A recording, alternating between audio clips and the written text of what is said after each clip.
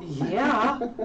But, you know, as you and I will talk about that, that's a great lead-in for today's show, because we've got some really cool stuff going on, even though there is adversity that faces us. Yeah, that is true. That is true. So I'm gonna take that word adversity and ask you to think about this question. Where were you on this day 20 years ago when the towers collapsed? I was in high school. I think I was in ninth grade or 10th grade. You're really making me think back too, so I apologize for the pauses. It's okay. But and someone was like, turn on the news, and we had a TV in the room, and apparently we had cable, and you're not that old. There it was. It was like we saw it when the second plane crashed. That's where we caught it. So the first one happened, and you know, somebody rushed into the classroom. Was like, turn on the TV, and then that's when we saw the second one, and then it was surreal. Yeah, and for me, just so, because I asked the question, but I'll share my answer as well. Yeah. I was in my home office. I was watching television at that time of day anyway, because I keep up on the news and current events, and I was actually getting ready for a individual consultation with a client, which into the broadcast of watching the towers go up into flames and eventually collapse, my client and I had a phone call, and we decided we weren't going to meet that day. Too much other stuff going on. And as I finished that phone call, I started to go through in my head, who do I know? And where are they? And are they safe? Because I had more than a few friends and colleagues in the area of the towers and the financial district that surrounded that area. And it was, every year I think about this question, where were you when the towers fell? Because it is important to kind of reflect back, because today a lot of people are reflecting back on that answer to that question. Yeah, that's true. So as much as I want to reflect on that, and remember I will during the day-to-day, but the reason we're here today, you and I, is to talk about how the future keeps pulling us and drawing us into new things and greater things for us to reflect on. And that, for us, for you and I, is about the Labs, which Farrah Allen joins us, the CEO and founder of the Labs, which is an Atlanta-based company. Entrepreneurial still in spirit, but hope to be much larger than any entrepreneur would ever imagine them to be into the future. And you, Farrah is a person that I'm getting to know better and better every day, because she represents the use of technology in ways that make us better. And I say it that way because too often we rely on technology as though, oh, it's just there. It's like it's supposed to be there. I'm supposed to get used to it. But I'll challenge anybody to get rid of your phone for a week and see what happens to you. Or to not open up your computer for hours on time and see what happens to you, how you feel. So I think we need to take a little closer look at the use of technology, what we pick to support our efforts. Because I certainly have enough young people that I deal with that their disposable thumbs and their vision is not directed at me. So last night we had a wonderful event called Invisible Virtual Table Read. And the Labs was the sponsor platform that supported that broadcast last night that was streaming. I know you have another insight because you're deep into it, you're behind the scenes, so you may not be as glowingly complimentary as I'm going to be, but it set the stage for great things to happen in the future, and was a first. It was the first virtual table read that was fully produced and edited. And you had a big part in that, girl. I mean, that was unbelievable. And I don't know if you've heard about the responses this morning from the industry those who watched it, as well as those who have been told to now watch it this week on the replay. But people are just wowed. They're going, they did what? That was amazing. And that comes from the actors who participated in the event, which I think you listened to last night, Will Forte's comments about his participation and Kelly's participation as actors in the process. So that is a setup, Farah. I have this question for you. Why did you do this? Why did you create the labs? Honestly, I created because I was trying to solve a problem that I didn't think people who were building platforms were paying attention to, and those problems lied within creative folks. You know, I felt that we were the technologists were kind of ignoring some deeply embedded rules when it came to creatives, and we were really, really involved in technology, not really involved in solving problems that plague individuals in this industry. So, at the time, it was musicians and their lack of really tracking how they work and who's doing what, which is extremely important for anyone that is selling music. And, that process, to me, could be in one workflow, in one system, and it's extremely trackable if someone built something for these people to be able to do that. The big if. Yeah. If. Yeah, so when I looked at the market, and they had plenty of songwriting tools, plenty of storage, MP3, sharing tools, but they didn't have any tools that allow all these people who are needed to create a song to be able to track what everyone has done and to offer that assistance when it came to one of their most important critical path, processes, which was understanding who actually owns the IP, understanding who did what, so that if disputes happen, they had some type of evidence as to when things occurred, and that was ultimately it was like an easy solution to me. I was already doing that as a professional in corporate America, working with airlines and financial institutions and all these other corporations I was building technology for, solving problems for. This is just standard enterprise. What are your employees doing? How are we tracking everything? How do we automate things more easily? That's what you do as a management consultant. And it wasn't being applied because it almost was like it's not important. It's not important. But when I looked at the numbers, $2.5 billion were unclaimed by music creators because they weren't doing this process. There was nothing to help them, assist them with it. And we have TurboTax that automates your taxes for you to pull everything out of every which direction. This is what people, the creative at that time, needed. So I started there. What happened was I created something that creative people could really work in because they had to like it in order to work in it. And that was a barrier for a lot of nerds like me who normally don't hang around creatives. They would build something, but creatives ultimately didn't want it because it didn't look and appear to live in their world. So I created something that lived in their world that solved a big problem for them, and it grew beyond music. It was music, but it was like creative. Everyone has similar problems, and you've made something really beautiful for us to be in order for us to want to work.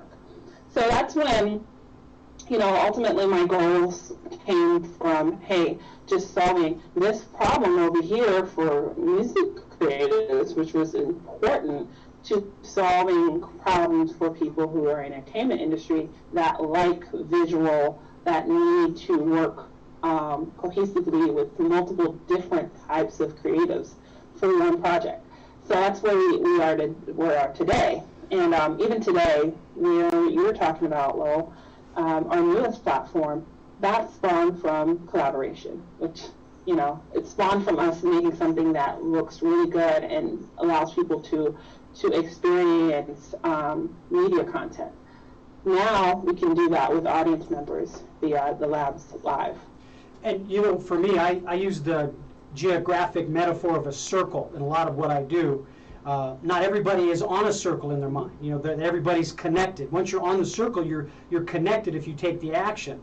And I think you are one of my quintessential examples of a circle, because we start with a collaborative, creative process, and it connects all the pieces. The financial piece connects to the creative piece, so that people have a timestamp of when they participated in bringing something to that finished goods, or the work in process to the finished goods, so that if I have a question about, hey, did I participate in that, and how long did I participate, and what did I give into that process that has value, if I can say yes to those questions, well, then I should probably get paid. And what you mentioned when you mentioned the B word, billions of dollars in the music business, when unattached to somebody, well, I bet you somebody got a hold of those dollars that wasn't necessarily entitled to them. So one of the pieces I want you to focus on, in addition to following the money, discovering the money, attaching the money to the people that deserve it, is that before that even can happen, we've got to contribute something into a process, into a collaborative bucket. And describe for the listeners a little bit about what the Labs defines as the buckets. And you've got the audio, and you've got the video and the documents, all that kind of stuff, but how do those buckets connect that's unique for the Labs compared to anybody else? I coined it as, you've got the super Dropbox room. You're like, you're a Steroid enhanced CRM system. It just seems really cool. So describe it for me. Yeah, so I would say one of the buckets is that creatives, film creators, and music creators, they're exchanging a lot of media files. And today, media files have to be downloaded. If you're sharing on Dropbox, large files, if you're sharing on any one of these platforms, you have to physically put that on your computer for you to watch one video, for you to listen to one large file. And ultimately, that's just not productive. So people try to video conference. Okay, we're going to do this off of one person's computer, and they have all the information. But then the video quality diminishes. So there's no real way to do work in that type of team area and stream multiple files together. Much less, not everyone needs to watch a video. Some of the team members just need to listen to a recording. They need to view files. It's all the same project, but people are doing different things. And maybe some people need to do all those things. Some people just need to do one or two of those things.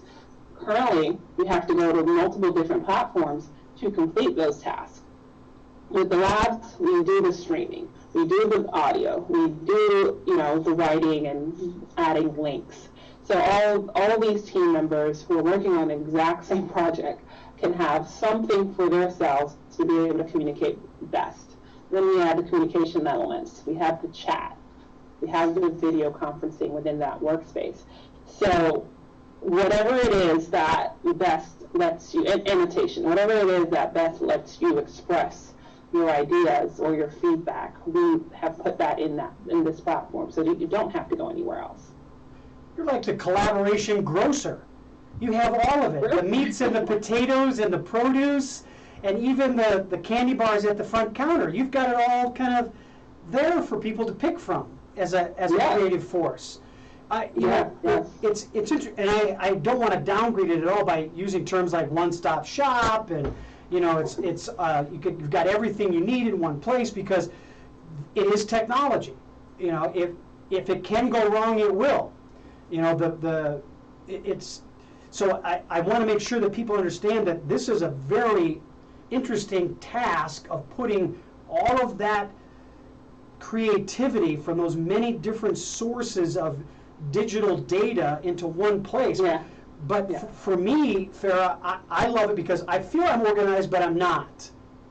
because I'm always, Yeah. oh my God, I got to change that screen, or I got to go talk to somebody to send me a file.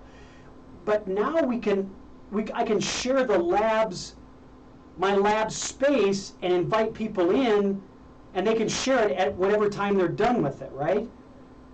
Like if I wanted something from you in my collaborative process, all you'd have to have is my invitation to my lab space to drop the files in, right?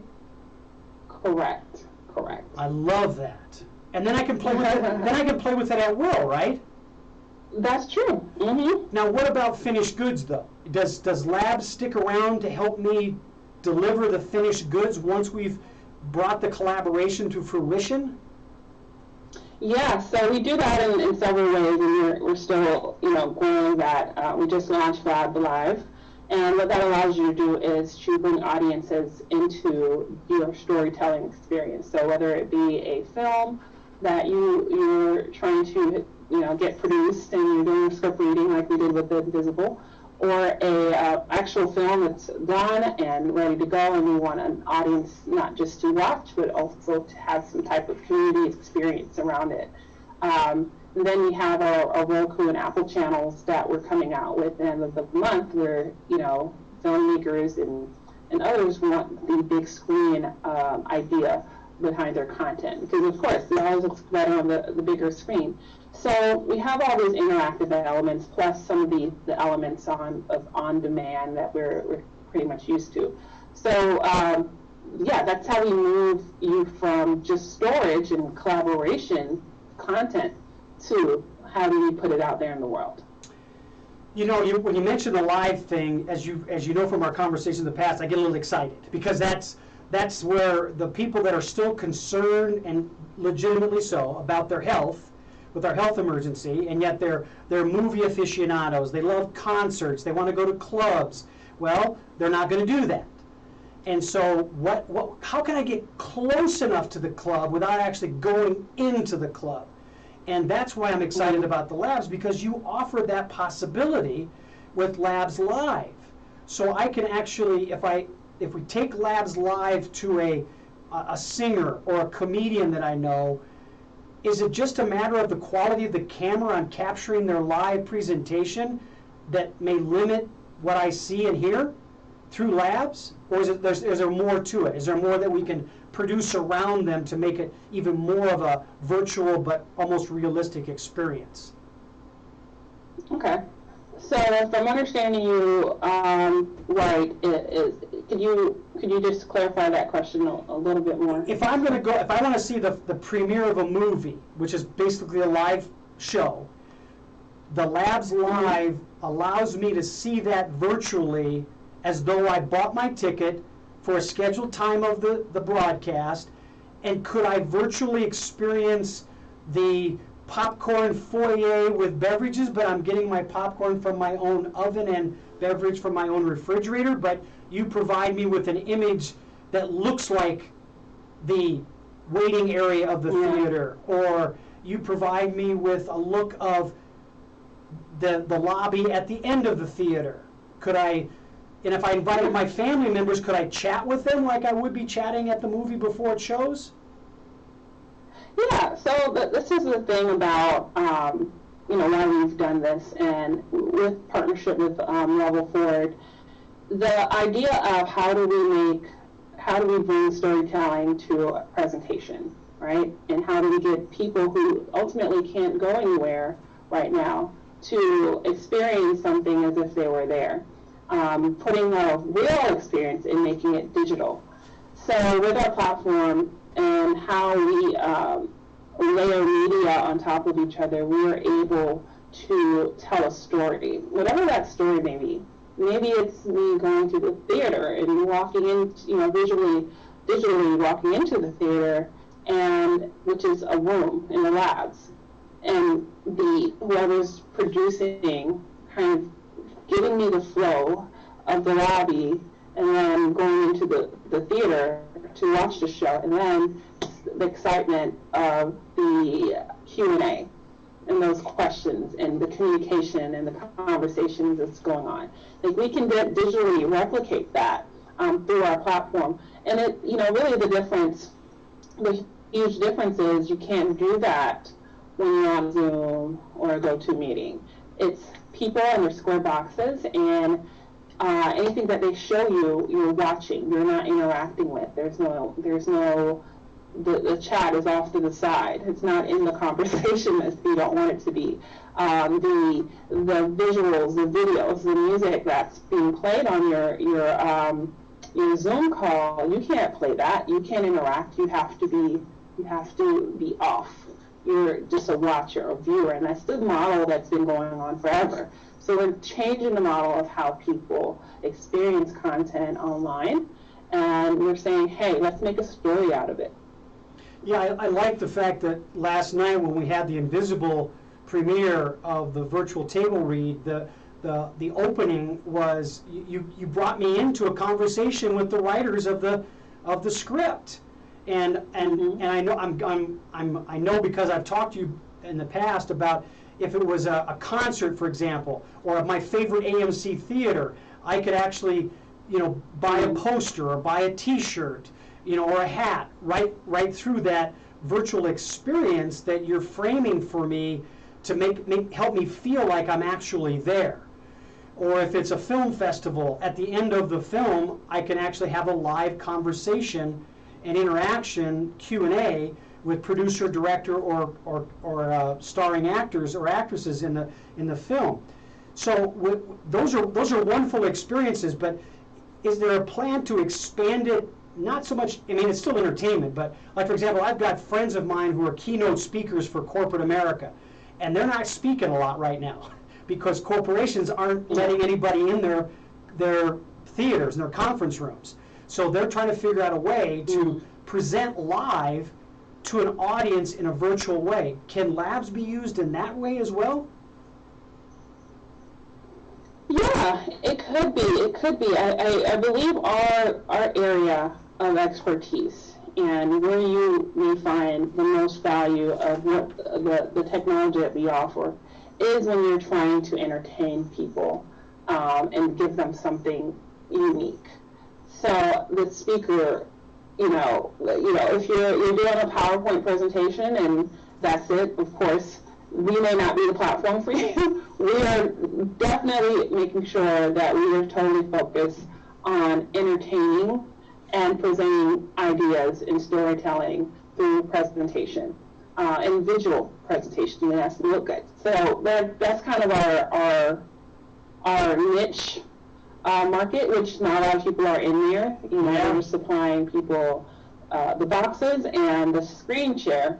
But that's, we take it a lot step further and say we're supplying an experience that can be curated and customized. All right, so I like what you said there, curated and customized. So let's swing into my wheelhouse of sports. Whether you're a Chiefs fan or a Houston Texans fan, let's talk about football. So there's an experience, and we talk to the NFL and we get them to go to Labs Live, and they want to broadcast the next football game through the Labs Live platform. How do we curate an experience that's more than just what they're seeing as the live streaming football game?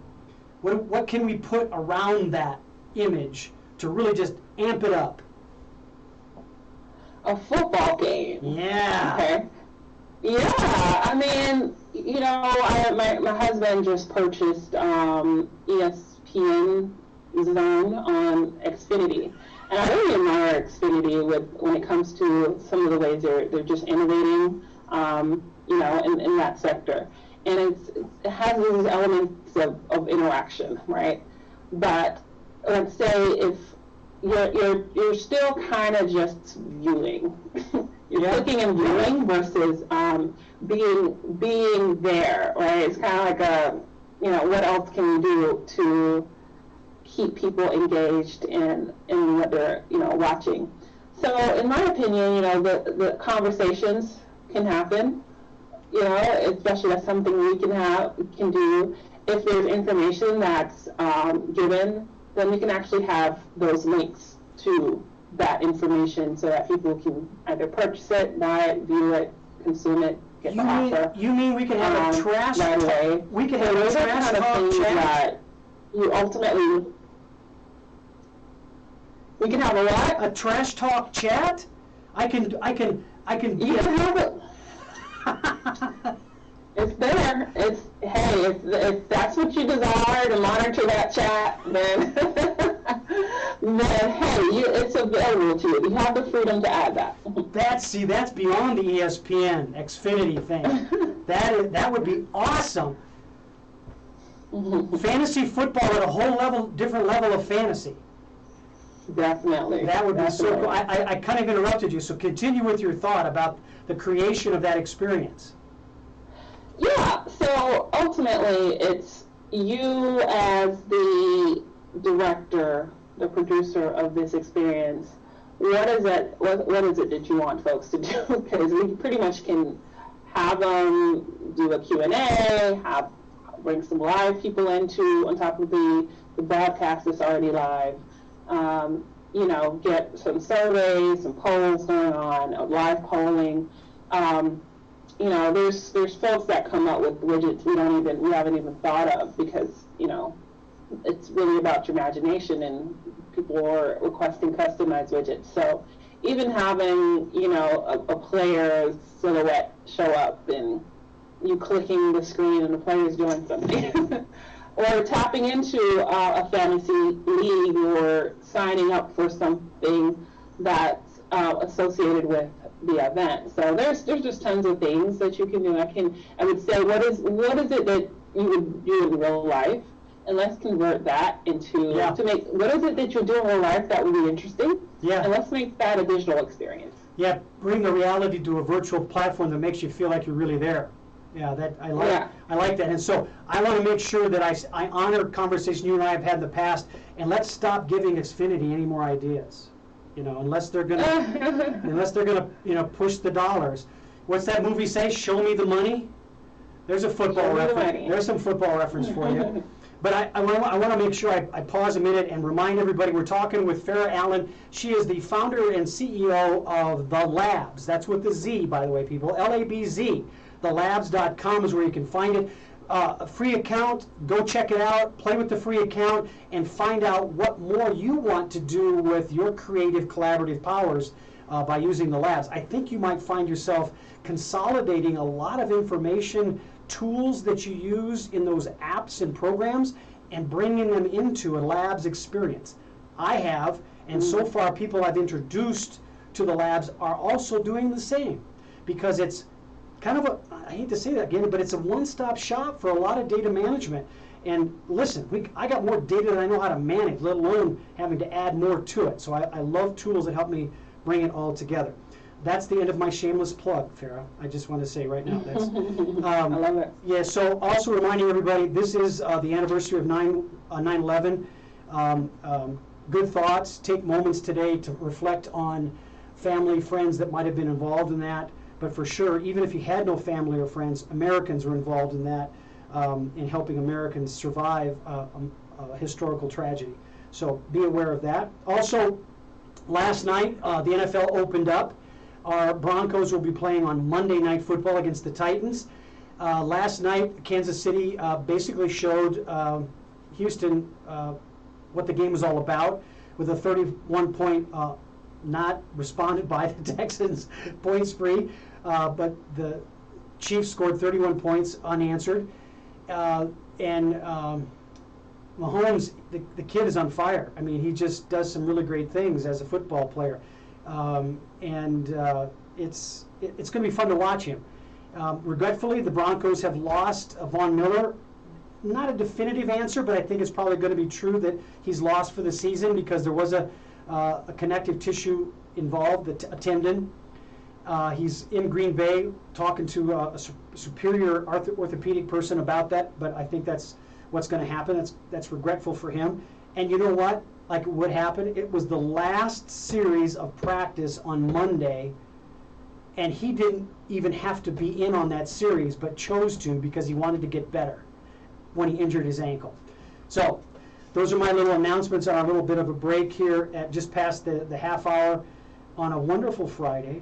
every Friday. 360 Performance comes to you 11 o'clock Mountain Standard Time to talk about performance issues and how those performance issues that we talk about can make you better at being you. And in this case, we're going to add some technology to it. Farah, the next question I have for you is about, you know, it's one thing to add technology, but adding technology, if it doesn't help me to be efficient and effective, seems to be just piling on and making it worse. And I know you know what I'm talking about, because in your world, it's important to get things done quickly without having to do more of it. So what about the lab's process is helping the creative, collaborative space be more efficient and effective? Yeah, so we are consolidating many tools and making it one tool. I love that. Simple as that. Especially when we're doing our research and our development, we counted all the tools that, let's say, one musician had, one song had, right? We talk about one song, one too many people are involved in that one song. The producer is using WeTransfer, the songwriter is using Google Docs, the mixing engineer is using Dropbox, and everyone's IP is all over the place. And now, with that, we have the tools inside the labs that everyone can use in order to better, more quickly get feedback, more quickly share information together, which is the longest part of the process. Same thing with film and theater and other creative folks. It's the length of the process is really about getting feedback as quickly as possible. And believe it or not, we've dealt with situations where we can't even figure out how to share a large file. It takes hours trying to figure out how to share a large file. Because Dropbox won't allow me to do this, or this box won't allow me to do that. It's extremely complex. And then let's not put several people in the process that maybe don't have storage on their computer. Maybe they don't have enough bandwidth to download it or even upload it for a second time. These are all issues that are real life working creative people issues. We do away with a lot of that. I say most of it. I mean, whatever the problems are, we've identified it and tried to fix it. And we're still, of course, we're new. We're still working towards whatever other things come up that we're never finished. So that's one of the things that really makes us special, is that we are trying to be a lot of things to other people, which sometimes is bad. But in this case, in the creative world, it's such a bucket of stuff that you guys need. Yeah. It's not, it's not the world. There's a bucket of things, and they're very clear things that need to happen, and we aim for those things. As you were talking, I had this image of this big black cauldron with a lot of cooks with big wooden spoons around it, stirring, and as they got more around the cauldron, their elbows are bumping, they're pushing for position. So what you're saying is you're able to keep the big cauldron, but only have one person with a really big mixer mix everything up and make sense of the recipe at the same time. Now, as I say that, I'm thinking about, does it matter if my cauldron is an Apple or an Android? Does it really matter? Everything that goes in the cauldron is okay, right? Yeah. All right. So that helps a lot, because I've heard for a long time, well, you have an Apple. That will be there'll be a problem with you reading my file because it came from my Surface or from my Lenovo or whatever. So have you then also improved when you say the quick share feedback is more efficient with what you're doing? Does that mean the Sonys and the I don't know, whoever else is in United Artists and the Paramounts of the world are going to be irritated at you because there's not as many people on payroll? We don't need as many producers anymore. We can go with a smaller crew. No. No, I don't think we take away. I think those jobs are completely safe, despite us. Well, and here we are making the jobs there's a lot more stuff to think about than how to share your files. Well, let me take you off the hook. What you're also saying is that there can be more time spent in the creative process because I have confidence in the lab's tool to get me to the end result. I'm amazed at the process speed. The Invisible project was started less than 3 weeks ago, and was finished. The editing. I mean, I know they were 24/7. They were a kind of a fireman's rush to get things done, but as were you. But it was amazingly fast how things came together at the level of quality that you delivered. It did. And we all know we have more to polish because we've got other things going on coming forward in the future, but it was really, really something to see. Yeah, so thank you. Tell me then about what's in the future. What's happening in the month of September that you're excited about? Yeah, we have 2 films where we are that's going to be on our platform. That's the interactive experience, and well, actually, those films are next week. And then we have a huge conference, which with about 90 hours of content. Some of those hours are dedicated to script readings, Broadway shows that are doing interactive experiences, as well as films that are releasing, and some of those films have been awarded multiple different types of film awards already. And then, of course, panels, interesting panels with very, interesting people for because it's election time and we're trying to get people to go out and vote. So we're involved in some conferences as well. So very, very busy month of September. And as we move into October, we're going into other areas like schools and more theater and things such as that. So we are wrapping up and we're moving forward. Can you drop any names of any of those films or Broadway productions that you're going to be supporting in the month of September? Yeah, I'll say American Woman. That one's huge. Another film called Holler. We have The Assistant. The Assistant. There's a film called Purple.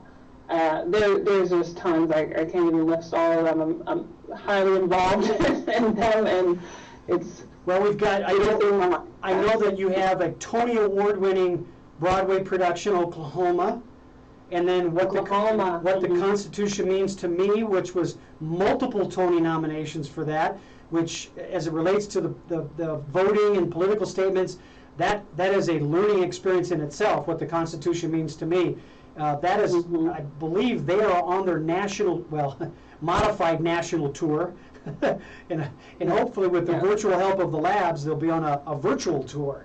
But you are part of some really, really impressive results-oriented productions. I mean, these are not just like we hope you'll like them kind of things. These are things that have already been liked and positioned in the places of award-winning efforts. So I commend you for that. Which of what you have participated in seems to be the ones that you like the most? Where is your heart at with ones you've done so far? I mean, my heart is with Semi-Cellist and American Woman. Yeah.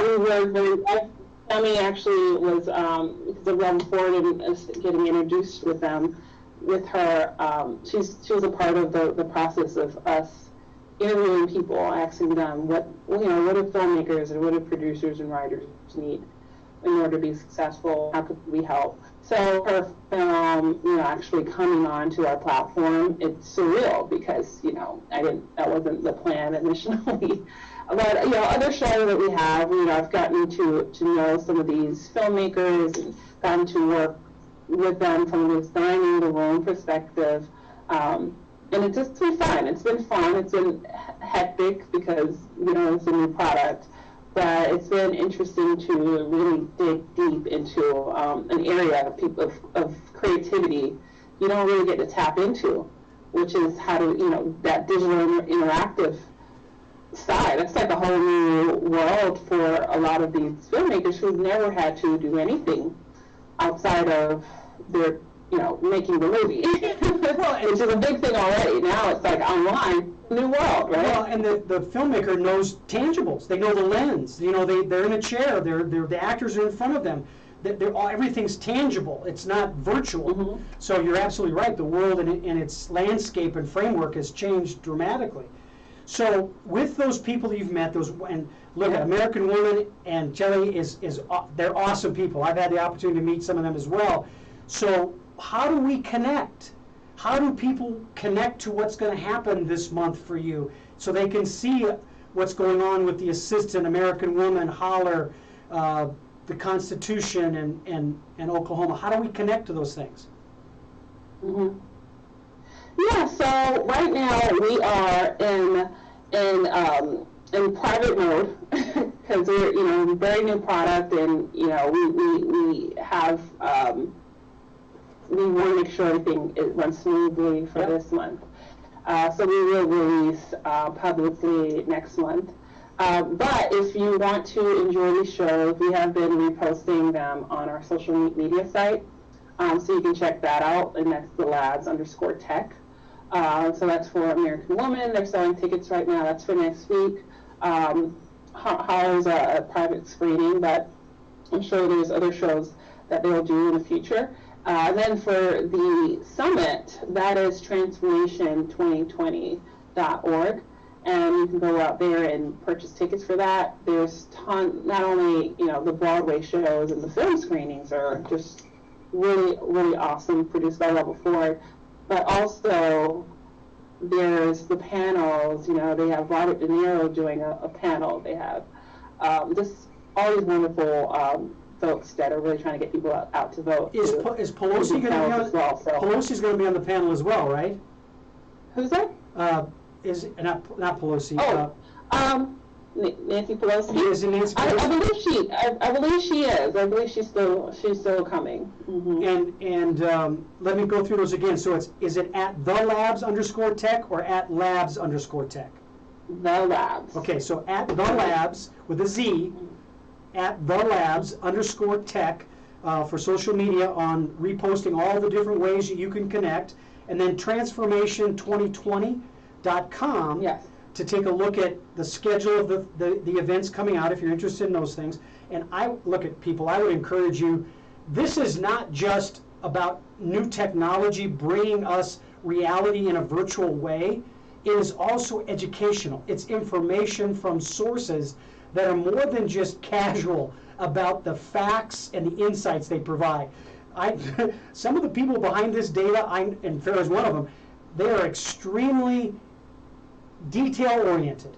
It's got to run right or it doesn't run at all, with a high level of attention to quality. So, boy, treat yourself to get involved in this kind of thing. And then in October, it'll begin to explode more as they're in the test and the private mode in the month of September. But if you want to stay in the queue, it's at @thelabs with a Z _tech or transformation2020.com. If you have any questions, you miss all what I just said, check out 360 Mindset. That's my website, 360mindset.com. We'll answer any questions you might have about what you heard today. Gosh, Farrah, before I forget it, you're my champion. I thank you so much for taking the time to be with me today. It's awesome. It's really awesome to have you with me. And someday in the near future, hopefully not too distant future, we'll actually have a beverage together and maybe look at each other face to face instead of screen to screen. I can't wait. Yeah, me either, girl. It's really so. In the last few minutes we have for today's show, talk to me about what's on your wish list for the labs going forward. What are some gaps that you want to fill with that wish list?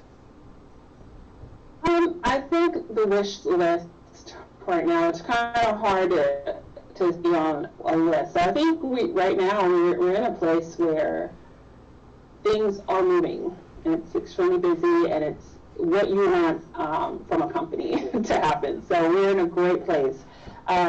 So our wish list is to continue to grow, to continue to optimize our technology, to really meet the expectations of the creative community, to really get tapped in, be useful, be a help, not a hindrance, and to figure out what that looks like from a universal standpoint. And we can cover as much people as we can. I know we probably can't cover everybody, but I believe what we've come up with, we have covered majority of the folks that that need it.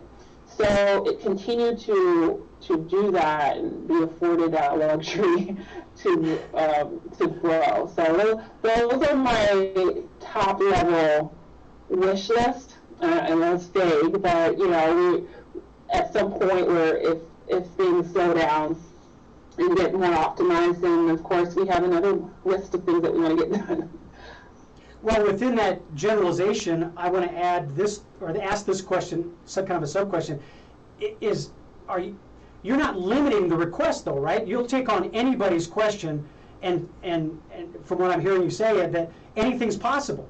Even though my wish list is general, bring it. If you've got an idea, bring it. Let's see if we can work it through, because isn't that part of the creative, collaborative process? I love ideas. If someone, especially, someone's coming to me, giving me a problem that they're trying to solve, the idea of it actually fitting into our system is very great, because we've created a multimedia center and a lot of solutions fit in there. So if you're in sports and you're trying to figure out how to get your teams engaged in these meetings, then Verizon may be something for you. We've heard comedians trying to have shows on our platform. We've heard multiple different things. We've heard drag queens that have issues with creating shows and people stealing their shows, and they want a better, media center to be able to prove that they wrote their show. I've heard a lot, and I love every one of those ideas, because I think that is, like you said, the essence of why we built this. We built this for creatives by creatives, and it has to, at the end of the day, be something useful and something that people really cherish as their own. And we want to get there, And as we're a new company, we see remnants of us achieving that goal in a wide sense of the term, and that's a wish of mine. So. Fair. Is it domestic only, or are you looking at international, or you're not quite there yet? Where is the international? We have that international clients. I've traveled a lot through the process of doing this. We actually just came back from Italy right before the Christmas break last year, and met with some of the major players in Milan and that industry. So we're open. There's a lot to the U.S. We live here, and there's a lot to do here as well as overseas, and we're always just open to the need of who needs us. Well, KUHS in the streaming that we do here is bilingual to the Hispanic community. So on Sunday, one of my colleagues has a bilingual show, Sylvia, and I'm just interested in does technology make it easy, or are they still having the challenges with language conversion, or does it matter? Because you're capturing an image, and then whatever they speak, their language, it's that image. So you don't really need to worry too much about translating, do you? I mean, just give me your original content and let's go. Yeah, that's true. So I want to make sure people understand that if you're a programmer and you can understand what the request is, you can pretty much create what they need, whether you speak their language or not, because code is code. That's true. That is what I say all the time. And for a while, I thought Milan was only about leather, but apparently it's about technology too. Technology, they love technology. Yes. And Milan is one of my favorite towns in Italy. I digress. Sorry, I got distracted. Squirrel. Start thinking about Italy. Yeah. So one of the things about the wish list for the future that I wanted to expand on are the program the talent that you're bringing into the labs, is it typically on track with where you're going, or do they have another idea about what we need to do with data? You know, we've heard of the term big data a lot, about managing that, but I'm not so sure that term big data really is relevant in your world as programmers, because it doesn't matter how much data you have. It's just a matter of can I get it through the pipeline? You know, I either have a device that processes it or I don't, and if I don't, I get a bigger one, a faster one. That's true. So does where are those young people at in their minds about what you're doing? Because I know I have a perspective I had to change about my attitude towards young people and their attitude towards data. I was wrapped up in the social side of it, and that was kind of my mistake. So when you're hiring and looking at new people, what are you looking for? One, I'm looking for a culture fit. You know, I like people with ideas, and I like folks that get excited about the creative community. I mean, those are the top things I look for. And then, of course, you know, what is it that what type of personality do we need to fit certain things? You know, so we have our technology folks who they're very curious about just media and entertainment, and they actually enjoy solving things in that realm and using our platform that they just built. And you know, in our sales team, it's the same. People who are musicians or write stories or write poems, you know, they all tend to be attracted to what we're doing, because we cover all these bases and it's their life. So I like working with folks like that. And then I have my real serious folks, and that's another side of me as well. And you know, there's folks that are really thinking about how can we leverage what we're doing in different areas. How can we make this, you know, we wish to be a big company, so how can we get there? And those folks that have these really creative ideas about that, you know, really, really need it for this new way of delivering and executing on creative technology. So loved all those things, yeah. So with all that said, it's important for me to ask you to share back with Reese my thanks for the contributions that were made towards the invisible product by Reese, because he embodies a lot of what you just said, and I really appreciate that. So send that thank you on. But at the same time, I say that, isn't it challenging to make those fits with that profile, that cultural fit, the get the job done, the creative, as well as the curiosities that you mentioned? It's not really, because it's a part of a lot of people's personality. They just don't get to flex it very much. Oh, I like you say that. Like my lawyer, I got him because he was highly recommended. But when we talked, he has a band with his wife that he plays every other weekend. And, you know, we got along, and he understood, you know, just from the perspective of the importance of what we're doing. And that really helped me understand, you know, his reasons, one of the reasons for getting paid for helping and making sure we're successful. So they tend to be attracted to the business. And at some point I hear the ideas. I hear the joy or the relief that we exist, because they've experienced it firsthand or through some type of family member who, ultimately everyone has a family member that's doing something entertaining or creative, and they hear the problems and they understand it. So it hasn't been hard finding them. That's good to hear. I'm glad you said that, because there's a lot of times in the business world that I deal with, they don't understand. And you can imagine who these people are. They're typically male and over 40 that don't understand how to open up their mindset Yeah. to the possibilities that they can in fact find all of those qualities if they let the culture they put them in allow them to do that and stretch those muscles, as you say. In the final few minutes we have, Farah, share with my audience what you want them to take away from today's discussion with you about the labs.